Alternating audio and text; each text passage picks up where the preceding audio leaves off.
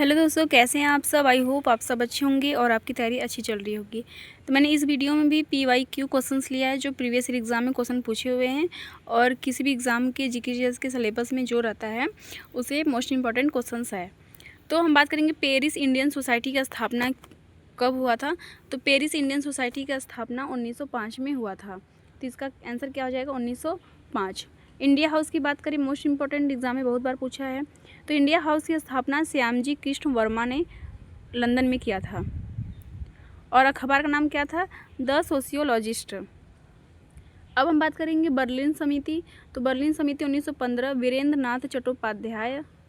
ये तो बहुत ज़्यादा एग्जाम बार में नहीं पूछा है, लेकिन जो इंडिया हाउस है श्यामजी कृष्ण वर्मा, ये इंपॉर्टेंट क्वेश्चन है। गदर पार्टी तो मोस्ट इम्पॉर्टेंट, गदर पार्टी 1919, ये भी पूछता है, इसका सन भी पूछता है डायरेक्टली। और किस स्थान पे, तो सैन फ्रांसिस्को USA अमेरिका में। इसमें कौन कौन से शामिल थे, लाला हरदयाल, मोस्ट इंपॉर्टेंट, मतलब लाला हरदयाल का ही ज़्यादा पूछता है कि गदर पार्टी के संस्थापक कौन थे, तो लाला हरदयाल। इनको लाल कुर्ती वाले भी कहा जाता था। सोहन सिंह भाकना भी थे और भाई परमानंद भी थे। बंगाल का विभाजन 1905 लॉर्ड कर्जन के समय में, ये तो आपको याद ही होगा। सूरत अधिवेशन 1907, जिसमें जो भारतीय राष्ट्रीय कांग्रेस व 2 भागों गर्म दल और नरम दल में बढ़ गया था, ये हो गया। अब हमारा ये 1914 में कामागा टमारू कांड जापानी जहाज़ तो जो था वह सिंगापुर कनाडा से जारी थी।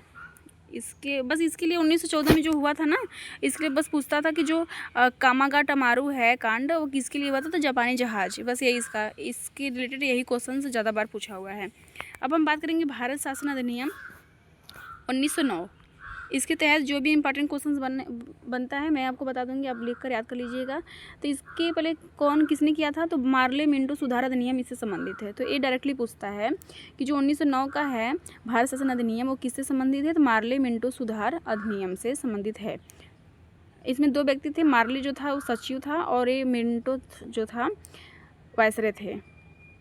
मुस्लिम के लिए पृथक निर्वाचन होगा, ये क्वेश्चन हमारा पूछता है कि किस सुधार अधिनियम द्वारा मुस्लिमों के लिए पृथक निर्वाचन हुआ था, तो मार्ले मिंटो सुधार अधिनियम के तहत 1909 के तहत।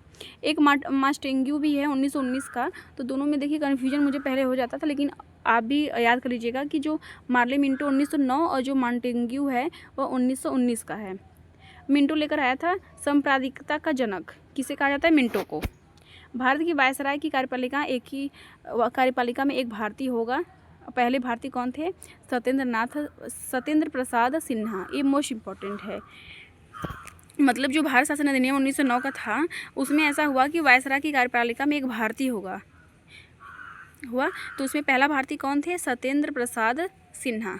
अब हमारा नेक्स्ट है, संघ की कार्यपालिका शक्ति किसमें निहित होती है, तो संघ की कार्यपालिका जो शक्ति है, कार्यकारी शक्ति जो है, वह कार्यकारी शक्ति जो राष्ट्रपति में निहित होती है। तो डायरेक्टली ऐसे ही एग्जाम में क्वेश्चन पूछता है।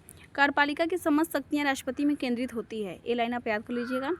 किसके कभी कभी अनुच्छेद का ही क्वेश्चन पूछता है, किस निम्नलिखित में से किस अनुच्छेद में कार्यपालिका की समस्त शक्तियाँ राष्ट्रपति में निहित होंगी, किस अनुच्छेद में है, तो अनुच्छेद 53, बिल्कुल भी रट लीजिएगा। और वैसे बात करें तो जल सेना, जो स्थल सेना, वायुसेना, इसका जो प्रमुख कौन होता है, राष्ट्रपति ही होता है। देश का प्रमुख नामांतर का मुखिया कौन होता है, राष्ट्रपति ही होता है।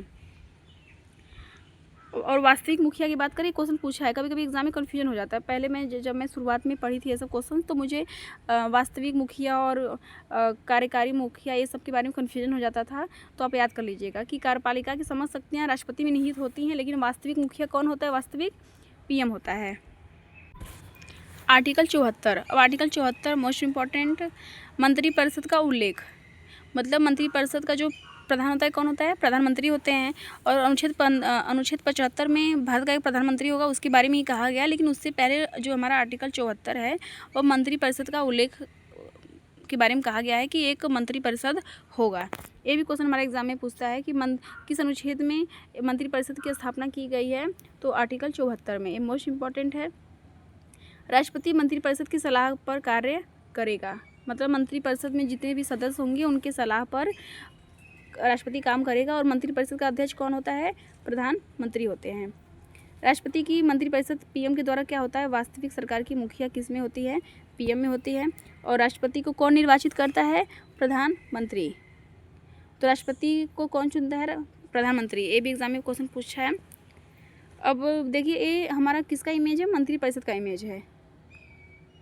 बताया गया है कि जो कैबिनेट मंत्री भी कौन होता है? पीएम होते हैं, फिर राज्य मंत्री होते हैं और उप मंत्री होते हैं। ये मोस्ट इंपॉर्टेंट है।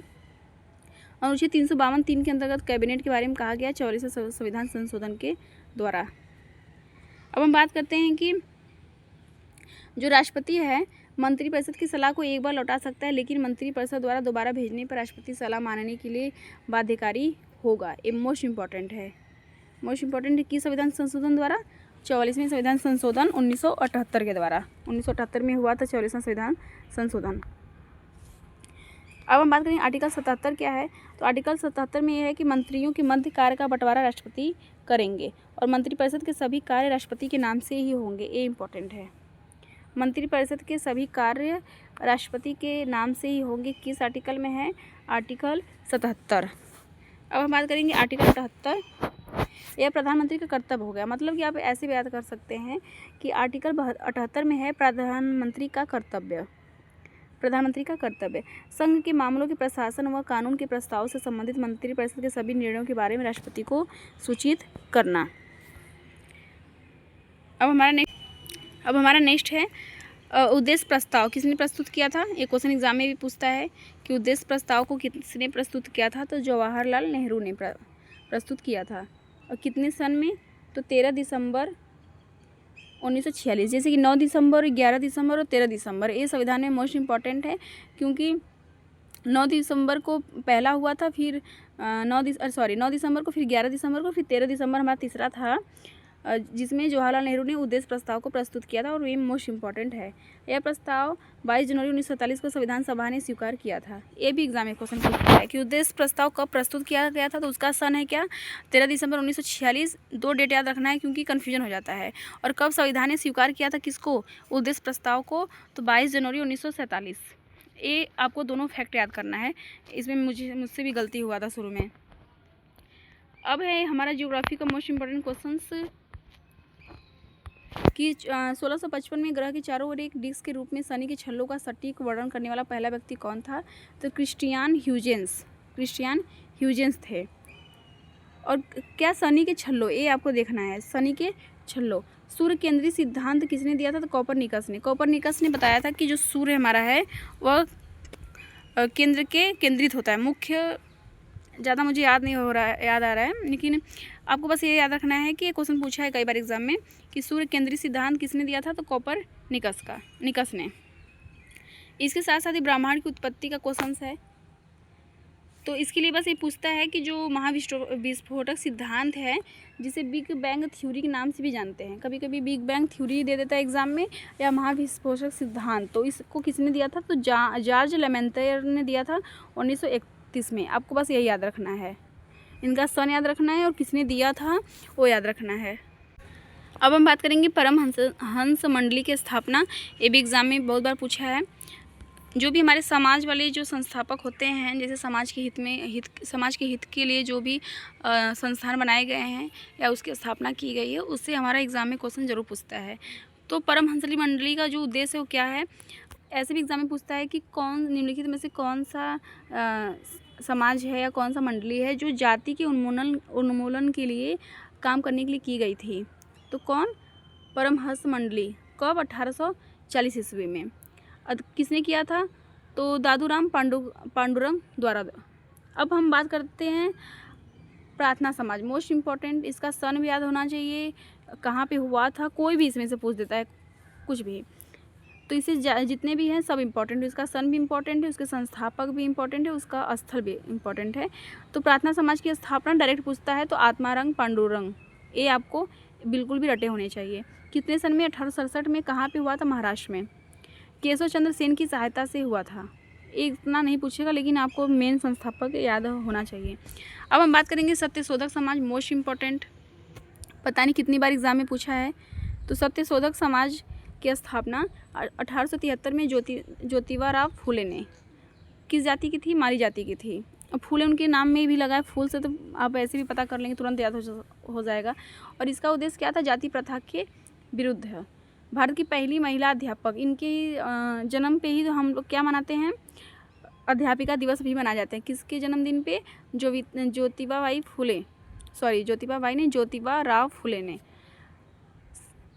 अब हम बात करेंगे, पूना में पहला विद्यालय खोला था बालिकाओं के लिए। एक क्वेश्चन पूछता है, भारत की पहली महिला अध्यापक, सॉरी इसमें आपको मैंने गलत बता दिया, मिस्टेक हो गया। वो ज्योतिबा राव फुले जो थी वो सत्यशोधक समाज की स्थापना की थी। और जो भारत की पहली महिला अध्यापक वो सावित्रीबाई फुले हैं, इनके नाम पे मनाया जाता है। और ज्योतिबा राव फुले के बारे में आपको मोस्ट इम्पॉर्टेंट गुलामगिरी पुस्तक का नाम याद रखना है, जो कि गुलामगिरी हमारा एग्जाम में डायरेक्टली पूछता है कि गुलामगिरी पुस्तक की रचना किसने की थी? तो ज्योतिबा राव फुले ने। और सार्वजनिक सत्यधर्म में इतना एग्जाम में नहीं पूछता, लेकिन गुलामगिरी आप बिल्कुल भी रट लीजिएगा। अब हम बात करेंगे आर्य समाज की स्थापना।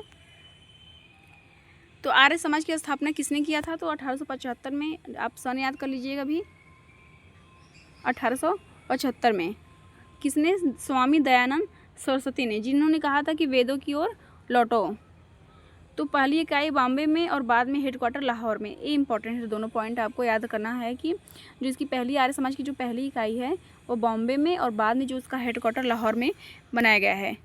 इनका वास्तविक नाम याद कर लीजिए, क्योंकि जैसे कभी कभी विवेकानंद का भी पहले का नाम पूछ देता है कि मूल नाम क्या था, तो नरेंद्र दत्त था। तो वैसे ही स्वामी दयानंद सरस्वती का जो वास्तविक नाम मूल शंकर, ये भी याद कर लीजिएगा। अब हम बात करेंगे शतार्थ प्रकाश जो पुस्तक है वह किसकी है? तो दयानंद सरस्वती की है, बिल्कुल भी रट लीजिएगा, एग्जाम में पूछता है। नारे कौन कौन से दिए थे? वेदों की ओर लौटो और भारत भारतीयों के लिए है, बिल्कुल भी रट लीजिएगा, मोस्ट इम्पॉर्टेंट है।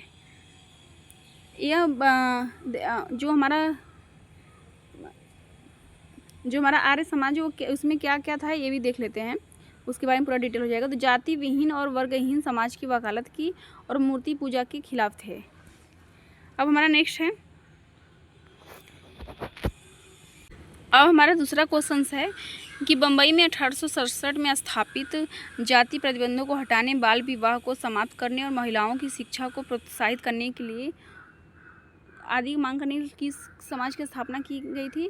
तो प्रार्थना समाज की स्थापना 1867 में किसने किया था? आत्माराम पांडुरंग ने। और कहाँ पे? महाराष्ट्र में। तो आपको याद होना चाहिए किससे संबंधित था? जाति प्रतिबंधों को हटाने, बाल विवाह मतलब समाज के अच्छे कामों के लिए, जिसमें बाल विवाह, महिलाओं की शिक्षा के लिए और जाति प्रतिबंधों को हटाने के लिए किया गया था। वेद समाज का किसने किया था? शिव नारायण अग्निहोत्री ने। मोस्ट इंपॉर्टेंट क्वेश्चन है। और वास्तविक कार्यकारी शक्ति मंत्रिपरिषद में निहित होती है, जिसका प्रमुख होता है प्रधानमंत्री। मतलब मंत्रिपरिषद का प्रमुख कौन होता है? प्रधानमंत्री। तो ये रहे हमारे PYQ के मोस्ट इंपॉर्टेंट क्वेश्चन, जो कि सारे इंपॉर्टेंट है। ज़रूर आप नोट्स बना कर लिख लीजिएगा। ऑल दी बेस्ट आप सभी को।